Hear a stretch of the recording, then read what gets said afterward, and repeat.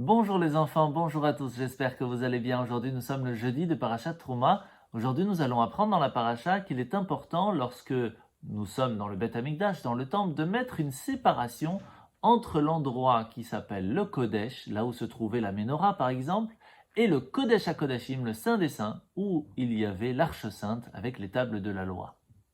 Il est important de mettre une séparation à quelques moments.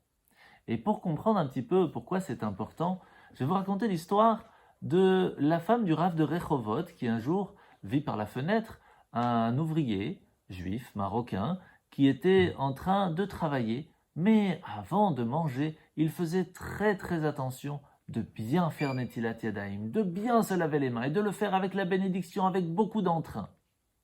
Elle lui demanda alors: où sont vos enfants? Il lui dit: ils sont dans un kibbutz du côté de Tibériade et ils travaillent beaucoup et il est très soucieux que, à force de travailler, ils oublient la Torah. Alors, après avoir fini de préparer la maison, elle prit la route, arriva dans le kibbutz, ramena les deux enfants et leur donna où dormir, où manger gratuitement pour qu'ils puissent aller étudier dans un Talmud Torah. Eh bien, sachez qu'un de ces enfants va devenir le Rav Reuven Elbaz, un très grand Rav qui va permettre à ce que beaucoup du peuple juif vont réussir à apprendre encore plus de la Torah.